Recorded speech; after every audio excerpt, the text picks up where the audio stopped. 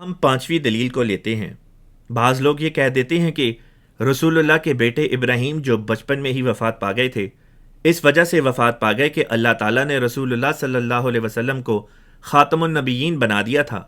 اور یہ آیت بتا چکی تھی کہ رسول اللہ کا کوئی لڑکا نہ ہوگا جو جوانی کی عمر کو پہنچے۔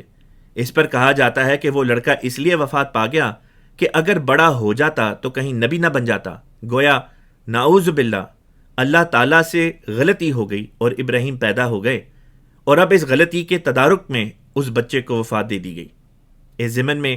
ایک صحابی رسول حضرت ابن ابی اوفا کا قول بھی پیش کیا جاتا ہے، جس میں آپ نے فرمایا کہ رسول اللہ صلی اللہ علیہ وسلم کے صاحبزادے حضرت ابراہیم رضی اللہ تعالی عنہ کی بچپن میں ہی وفات ہو گئی، کیونکہ رسول اللہ صلی اللہ علیہ وسلم کے بعد کوئی نبی نہیں۔ ہاں، اگر آپ کے بعد کوئی نبی ہو سکتا تو پھر آپ کا بیٹا زندہ رہتا۔ اس بارے میں اول بات یہ یاد رکھنے والی ہے کہ یہ صحابی کا قول ہے، رسول اللہ صلی اللہ علیہ وسلم کا قول نہیں، اور صحابی کا قول جبکہ وہ قرآن یا رسول اللہ کے واضح ارشاد کے خلاف جائے قابل قبول نہیں ہو سکتا۔ حضرت ابن ابی اوفا کا یہ قول قرآن کریم کی کم از کم 10 آیات کے خلاف ہے، جن سے رسول اللہ کی غلامی میں اس امت میں امتی نبی کے آنے کی واضح خبر ملتی ہے۔ یہاں ایک ویڈیو لنک دیا جاتا ہے جس میں ان میں سے چند آیات کا حوالہ کسی قدر تفصیل کے ساتھ پیش کیا گیا ہے۔ دوسری بات یہ کہ ان صحابی کا یہ قول خود رسول اللہ صلی اللہ علیہ وسلم کے متعدد ارشادات کے خلاف جا پڑتا ہے، اس لیے بھی قابل قبول نہیں ہو سکتا۔ مثلا رسول اللہ نے ابن ماجہ کی ایک حدیث میں بیان فرمایا کہ لو عاش لکان صدیقا نبیا، اگر میرا بیٹا ابراہیم زندہ رہتا تو ضرور سچا نبی ہوتا۔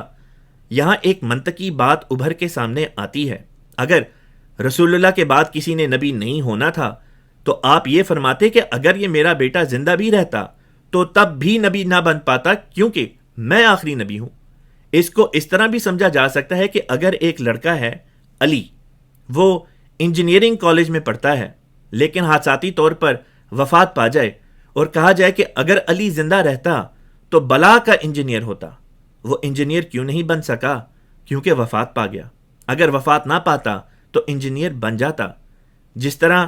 یہ مثال ثابت کرتی ہے کہ انجینئر بنا جا سکتا ہے، اسی طرح یہ بات اس حدیث سے ثابت ہوتی ہے کہ نبی بھی بنا جا سکتا ہے۔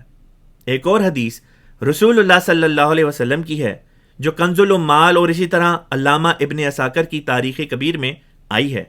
اور ہے بھی حضرت علی کرم اللہ وجہہ سے مروی جو اہل بیت میں سے تھے،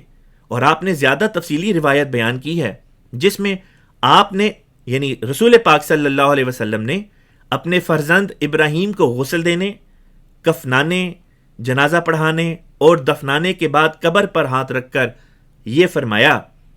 اما واللہ انہ لنبی ابن نبی، یعنی خدا کی قسم یقیناً یہ ایک نبی ہے اور نبی کا بیٹا ہے۔ لے جی، یہ حدیث ثابت کرتی ہے اگر یہ بچہ وفات پا بھی گیا تو تب بھی کم از کم اس حدیث کے مطابق نبی ہی شمار کیا گیا ہے۔ محمد رسول اللہ